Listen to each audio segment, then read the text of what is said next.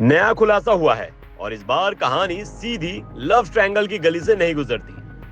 अब इस murder mystery में एक नई कड़ी जुड़ गई है।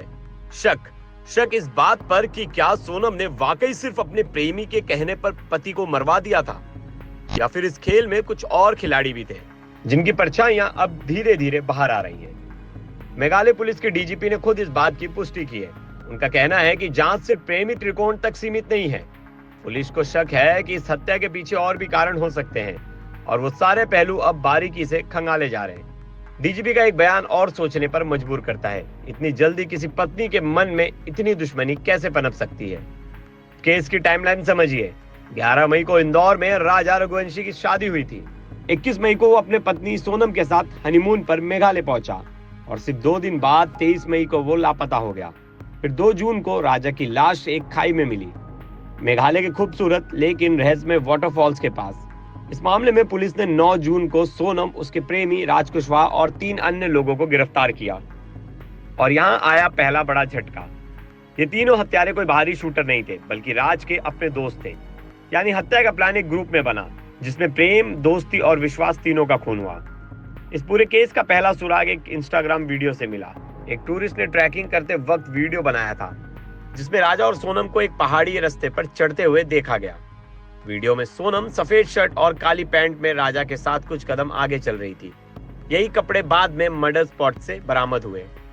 पुलिस का शक तब और गहरा हुआ जब सोरा स्थित होमस्टे में सोनम का ट्रॉली बैग मिला।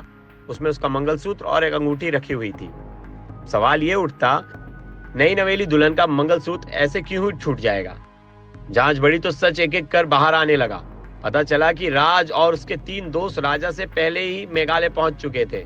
गुवाहाटी से हत्या में इस्तेमाल हुए हथियार खरीदा गया था और हत्या से एक रात पहले सभी वहीं रुके थे। 23 मई को पार्किंग में सोनम की आंखों के सामने राजा पर चाकू से हमला किया गया, सिर पर वार किया गया और लाश को खाई में फेंक दिया गया। हत्या के बाद सोनम फरार हो गई।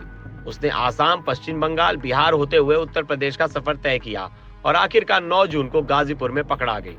पुलिस पूछताछ में सोनम ने हत्या की साजिश में शामिल होने की बात कबूल की, लेकिन अब जांच की दिशा बदल गई है। पुलिस मान रही है कि मामला जितना सीधा दिखाई दे रहा है उससे कहीं ज्यादा गहरा है। एसआईटी अब असम, बिहार, बंगाल और यूपी की पुलिस से संपर्क कर रही है। Mobile location, call detail, travel history, हथियार की खरीद, सब कुछ खंगाले जा रहे हैं। राजा रघुवंशी की मौत की कहानी अब एक मामूली लव ट्रायंगल नहीं रहा। ये अब एक जाल बन चुका है जिसमें प्रेम है, प्लानिंग है और शायद कोई और तीसरा चेहरा भी है जो पर्दे के पीछे से सब कुछ चला रहा था। तो सवाल अब ये नहीं कि सोनम ने मारा या राज ने मरवाया। सवाल ये है, क्या राज की मौत के पीछे कोई और भी था? जवाब आने बाकी है, लेकिन सच जरूर सामने आएगा क्योंकि अब तफ्तीश की दिशा बदल चुकी है। ब्यूरो रिपोर्ट, क्राइम तक।